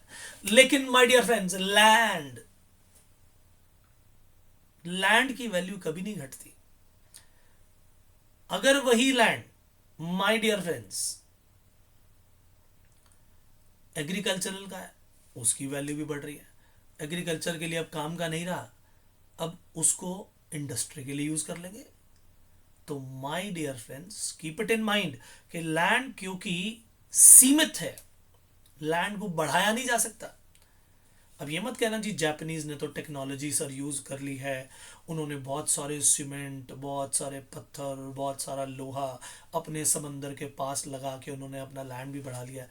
बढ़ा लिया है, मान लिए बात, लेकिन उससे लैंड की वैल्यू घट नहीं जाती भाई, लैंड की वैल्यू बढ़नी है। तो जिस चीज की अबंडेंस हो जाए, जरूरत से ज्यादा अवेलेबल हो, और उसकी वैल्यू जो है टूट फूट के कारण घटे, हम उसे कहेंगे कि वो डेप्रिशिएबल है। लेकिन लैंड में डेप्रिसिएशन इसी कारण से होता ही नहीं है। उसी तरह से अगली चीज आती है जी लाइव स्टॉक। लाइव स्टॉक मैंने बताया था, ठीक है कि नहीं। लाइव स्टॉक में भी डेप्रिसिएशन नहीं होता। क्यों? क्योंकि उसकी अभी डेप्रिसिएशन की जब हमने बात की, तो हमने कहा हम उसकी कॉस्ट ऑफ परचेज को जितने में भी खरीदा, उसकी यूजफुल लाइफ के अंदर उसे बांट देते हैं। तो क्या आप लाइफ का पता लगा सकते हो कि ये घोड़ा कितने साल जिएगा? आपने घोड़ा खरीद तो लिया जी 2 लाख रुपए का, लेकिन आपको मालूम है कि 3 साल जिएगा कि 4 साल के 5 साल? क्योंकि उसकी यूजफुल लाइफ का अंदाजा नहीं लगाया जा सकता, इसी वजह से लाइफ स्टॉक पर भी डेप्रिसिएशन नहीं लगता। तो ये लैंड हो गया, लाइफ स्टॉक हो गया, इन पर भी डेप्रिसिएशन नहीं होगा। लाइकवाइज गुडविल इंटेंजिबल है जी, इस पर डेप्रिसिएशन तो नहीं होता। हाँ, आने वाले समय में आपको बताऊंगा कि इसे कैसे राइट ऑफ किया जाता है, कैसे खत्म किया जाता है, बट ये नॉन डेप्रिशिएबल एसेट है। अब आपने कहा जी सर ए भी बढ़ा दिया, बी भी बढ़ा दिया, डी भी बढ़ा दिया, सी कहां रह गया? अब सी के लिए हम थोड़ी सी पहले कहानी समझेंगे, उसके बाद देखेंगे कि ये क्या चीज है। Capital work in progress. So my dear friends, मान लो एक बिल्डिंग बनानी है। अब जो बिल्डिंग है वो एक बहुत बड़ी बिल्डिंग है। उस बिल्डिंग को बनने में अभी 5 साल लग जाएंगे। तो अभी क्या बना जी, पहले साल में 10 लाख रुपया लगाया और ये 3 फ्लोर बने। दूसरे साल में फिर से 10 लाख रुपया लगाया, सेकेंड ईयर में फिर ये 3 फ्लोर बना लिए। तीसरे साल में फिर से 10 लाख लगा के ये फ्लोर बना लिए। अभी चल रही है भैया कहानी, बिल्डिंग बन रही है, बनी नहीं है। लेकिन 1 साल पूरा हो गया और आपसे पूछा जाएगा अरे भाई बताओ क्या बिल्डिंग बन गई? आप कहोगे नहीं नहीं बिल्डिंग बनी नहीं, बन रही है जी, वर्क इन प्रोग्रेस है, सेमी फिनिश्ड है। तो इसकी क्या पूरी वैल्यू मिल गई? क्या इसका यूज करना आपने शुरू कर दिया? तो जब तक एसेट क्रिएट कर रहे हो आप, वो पूरी तरह से यूज करने के काबिल नहीं बना, तब तक वो एसेट की कैटेगरी में नहीं आता। ऐसे एसेट की कैटेगरी में जिसे डेप्रिशिएट किया जा सके। हालांकि ये बिल्डिंग वर्क इन प्रोग्रेस जो कि कैपिटल नेचर का है, क्योंकि पैसा जब लगाते हैं उसे बोलते हैं कैपिटल, ठीक है। और ये कैपिटल वर्क इन प्रोग्रेस है कि हमारे एक एसेट क्रिएट हो रहा है, लेकिन हुआ तो नहीं अभी। और जब तक कोई एसेट यूज करने के काबिल ना बन जाए, हम उस पर उसकी वैल्यू को रिड्यूस कर नहीं सकते, क्योंकि अभी तो इसकी वैल्यू बढ़नी है। अभी तो एक्चुअल वैल्यू पता ही नहीं है, तो डेप्रिशिएट कैसे करोगे? जैसे कि अभी थोड़ी देर पहले जब मैंने आपको बताया कि डेप्रिसिएशन किन पर लगाया जाता है जी, सबसे पहले देखा जाता है जी उसकी कॉस्ट ऑफ परचेज कितनी है। कॉस्ट ऑफ परचेज ही नहीं पता हमें, कॉस्ट ऑफ परचेज या कॉस्ट ऑफ कंस्ट्रक्शन, ये तो एक ही बात हो गई है ना। हमने बनवाई तो भी कॉस्ट गई, बनी बनाई खरीदी तो भी कॉस्ट गई, मगर कॉस्ट तो पता है। यहां तो कॉस्ट पता होगी तभी तो डेप्रिसिएशन लगाओगे। अभी तो पता ही नहीं, अभी तो बन रही है जी। तो जब कॉस्ट ही नहीं पता तो डेप्रिसिएशन किस बात का? जब तक उसकी यूजफुल लाइफ ही आप अंदाजा नहीं लगा रहे, एक्सपेक्टेशन नहीं लगा रहे, तो भाई उस पर डेप्रिसिएशन कैसा? इसीलिए डेप्रिसिएशन के ये दोनों पॉइंट जरूरी है माय डियर फ्रेंड्स। इसी कारणवश ये जो कैपिटल वर्क इन प्रोग्रेस है, जब तक ये पूरी बिल्डिंग बन नहीं जाती तब तक हम इसे कैपिटल वर्क इन प्रोग्रेस बोलते हैं और इस पर डेप्रिसिएशन नहीं लगाया जाता। आपने ये अब depreciable and non depreciable asset के हिसाब से भी देख लिया। अब मेरे दोस्तों, जब ये कैपिटल वर्क इन प्रोग्रेस पहले साल, दूसरे साल, तीसरे साल, चौथे साल, 5वें साल आप करते गए, लेकिन जब 5वां साल हो गया, कंस्ट्रक्शन कंप्लीट हो गई, only after its construction is completed and it is available for use, this building can be used, केवल और केवल तभी आप इस पर डेप्रिसिएशन लगाओगे। हां, बिल्डिंग भी एक डेप्रिशिएबल एसेट है, मगर अभी बनी थोड़ी थी भाई पहले साल में। बन तो जाने दो, दूसरे तीसरे चौथे साल में बनी तो नहीं ना, बन तो जाने दो। बिल्डिंग वर्क इन प्रोग्रेस है, अभी बनी नहीं है। हमें ये मालूम है कि जब ये बिल्डिंग बन जाएगी, जब हम इसे यूज करेंगे, तो यूज करने के कारण tear and wear and tear होगा, तो डेप्रिसिएशन लगेगा, नो डाउट अबाउट इट। तब डेप्रिसिएशन लगाते रहना, लेकिन पहले बनने तो दो। इसीलिए हमने जो वर्ड्स यूज किए वो वर्क इन प्रोग्रेस यूज किया कि कैपिटल वर्क इन प्रोग्रेस पर डेप्रिसिएशन नहीं लगेगा, लेकिन जब वो पूरी बिल्डिंग तैयार हो जाएगी तब वो एसेट तो यूज के काबिल हो गया। अब से यूज करना अपने अवेलेबल हो गई, अब डेप्रिसिएशन लगाना शुरू करो, करेक्ट, उससे पहले नहीं।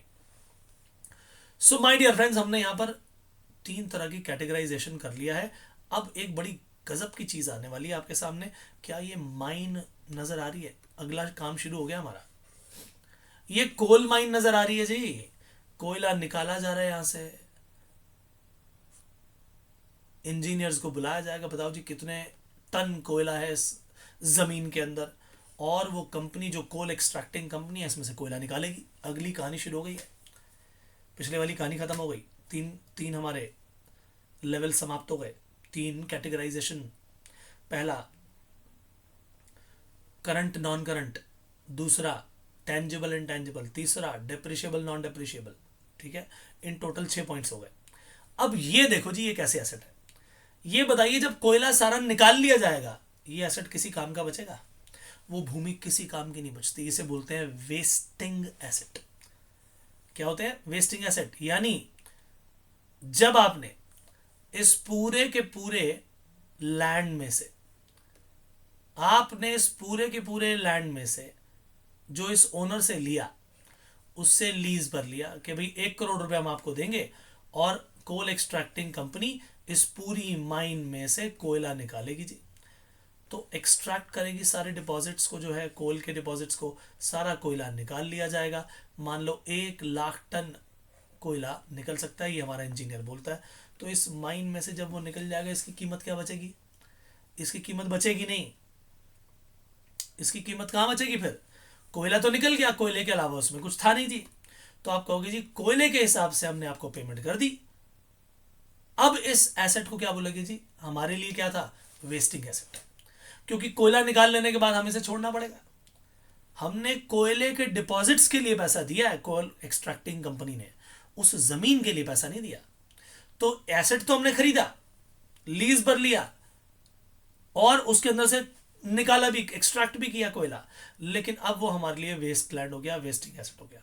उसी तरह से ये गोल्ड निकाला जा रहा है। गोल्ड निकालने के बाद वो एसेट भी क्या हो गया? वेस्टिंग एसेट हो गया। ऑयल निकाला जा रहा है, हमने इसे खरीदा, हमने खरीदने के लिए पैसे दिए, लेकिन जितने ऑयल डिपॉजिट से निकालने के बाद बचा ही नहीं कुछ, ये भी वेस्टिंग एसेट कहलाता है।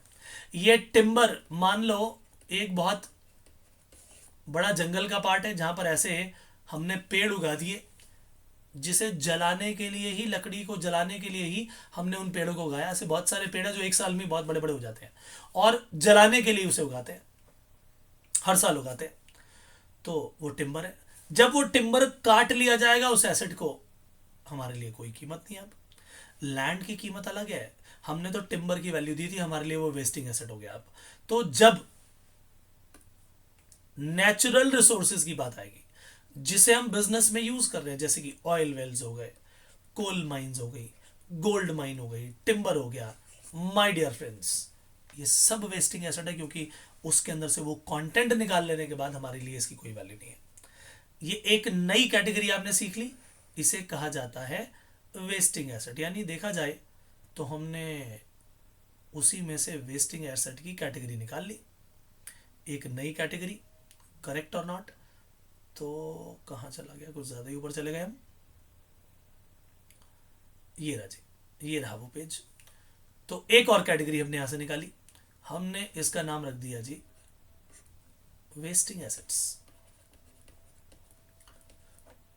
तरह तरह के नाम, तरह तरह के उनके काम बता रहा हूं आपको, अच्छी तरह से दिमाग में रख लो। और अब एक और चीज इसके बाद हम आपके सामने लेकर आने वाले हैं, ये लीजिए। लॉन्ग टर्म इन्वेस्टमेंट की बात थी, तो मैंने आपसे कहा था कि फिक्स एसेट के साथ मैं आपको लॉन्ग टर्म इन्वेस्टमेंट के बारे में बताऊंगा। तो जो फिक्स्ड एसेट के साथ जो लॉन्ग टर्म इन्वेस्टमेंट थी, वो नॉन करंट एसेट का ही पार्ट थी, और मैंने कहा था आपको इसके बारे में दोबारा से बताया जाएगा अभी आने वाले, अभी इस सेशन के पार्ट में। तो अब पहले उसके बारे में देख लेते हैं। तो लॉन्ग टर्म इन्वेस्टमेंट, जैसे कि आपने सुना होगा, नहीं सुना तो यहां समझ लीजिए कि गवर्नमेंट ने अपने सॉवरेन, यानी गवर्नमेंट ने अपने गोल्ड बॉन्ड, जिसे बोलते हैं जी सॉवरेन गोल्ड बॉन्ड। अब ये कहते हैं जी ऐसा है, आप गवर्नमेंट के पास ये पैसा जमा करो, गोल्ड बॉन्ड खरीदो हमारे। आप 1 ग्राम गोल्ड, उस समय की बात है ये 2021-22 की, आज तो महंगा हो गया, 4,777 रुपए में हम आपको देने के लिए तैयार हैं। हम आपको 1 ग्राम गोल्ड की इन्वेस्टमेंट के लिए बोल रहे हैं जी, आप 4,777 रुपए हमारे पास जमा कीजिए, 4,777 उसकी बात है। उसके बाद भी ये सॉवरेन गोल्ड बॉन्ड यूज अपना मार्केट में इशू हुए, तो एक तरह से गवर्नमेंट ने पब्लिक से लोन ले लिया और आपसे कहा कि भाई आपकी इन्वेस्टमेंट को हमने किससे अटैच कर दिया? गोल्ड से। जैसे जैसे गोल्ड की वैल्यू बढ़ेगी वैसे वैसे आपके बॉन्ड की वैल्यू बढ़ेगी, और 5 साल बाद, 10 साल बाद या 15 साल, जितने साल के लिए भी हमने ये लिया है, जब हम आपको ये इसे देंगे पेमेंट, तो गोल्ड प्राइसेस के बराबर का पैसा आपको दिया जाएगा। अगर वैल्यू घटी मार्केट में तो भैया घटा हुआ पैसा मिलेगा, बढ़ेगी तो बढ़ा हुआ पैसा मिलेगा, लेकिन आपको एक फिक्स्ड परसेंटेज का इंटरेस्ट भी देंगे हम। तो एक तरह से गवर्नमेंट ने तो आपको सर्टिफिकेट ऑफ बॉन्ड दे दिया, इसे बॉन्ड बोलते हैं, यानी गवर्नमेंट ने आपसे लोन ले लिया। तो जिस व्यक्ति ने लोन दिया, गवर्नमेंट को लोन दिया, उस व्यक्ति ने तो पैसा लेना है, और लेना है तो एसेट।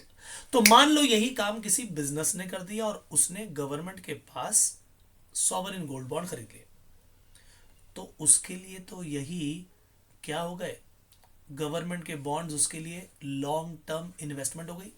जैसे कि मैंने कहा, उस कंपनी ने मान लीजिए रिलायंस या टाटा के शेयर्स या डिबेंचर में पैसा लगा दिया। डिबेंचर होता है long term loan, long term loan का ही रूप है। आने वाले समय में डिबेंचर का पूरा चैप्टर पढ़ाया जाएगा आपको। तो लॉन्ग टर्म डिपॉजिट्स और लॉन्ग टर्म लोन, ये दोनों लोन का ही रूप है। तो जब कंपनी ने, किसी ने लोन, आपने अगर वो पैसा दिया तो आपके लिए एसेट है, क्योंकि आपने वो पैसा लेना है, लेना है तो एसेट है। जिसने लिया उसने देनदारी है ना, उसकी देनदारी है ना, वो आपको देगा। उसकी तरफ छोड़ो, आप अपनी तरफ देखो। हमारे लिए क्या है, हमने उसके पास ये पैसा लॉन्ग टर्म के लिए इन्वेस्ट किया और उसके बदले में हमें पैसा, इस पैसे पर रिटर्न मिलेगा। करेक्ट और नॉट? यही है हमारी long term investment. So my dear friends, हमने ये एसेट्स की सारी कहानी जो पढ़ ली ना, ये गजब की कहानी थी। अच्छी तरह से इस वीडियो को दोबारा देखिए। जो जो मैंने आपको यहां पर करवाया, उन सब के नोट्स आपको अपनी कॉपी में लिखने हैं। ध्यान रखिए, ये बेसिक अकाउंटिंग टर्मिनोलॉजी जो आपने सीख ली, आने वाला सारा का सारा जितना अकाउंटिंग का काम है उसका बेस तैयार कर रहा हूं मैं आपका। एक एक शब्द आपकी कॉपी में लिखा होना चाहिए, उसको आप अच्छी तरह से रिवाइज करेंगे, बार बार पढ़ेंगे, और इन सब चीजों को मैंने इतनी डिटेल में जो बताई है दिमाग में फीड कर लेंगे अच्छी तरह से। तो माय डियर फ्रेंड्स, पहला मैंने आपसे कहा था एसेट, एक्सपेंसेस और लॉसेस, लायबिलिटीज, इनकम्स और गेन्स, कैपिटल, ये 5 एलिमेंट में से जो पहला एलिमेंट था वो मैंने आपको आज डिटेल में करवाया इस सेशन में। आने वाले सेशन में हम liabilities, capital, expenses and losses, incomes and gains वो करेंगे। वो इतने बड़े नहीं है जितना एसेट का यहां पर डिटेल थी ना। तो आने वाले सेशंस में ये एसेट ही बहुत बड़ा है बस, लेकिन बाकी चीजें इससे थोड़ी सी छोटी होंगी। ठीक है, तो एसेट एक बहुत बड़ी चीज है, बहुत ही इंपॉर्टेंट चीज है, इसे अच्छी तरह से सीखिए। मिलेंगे अगले सेशन में, तब तक के लिए दीजिए इजाजत। Bye bye, take care and God bless. Thank you so much.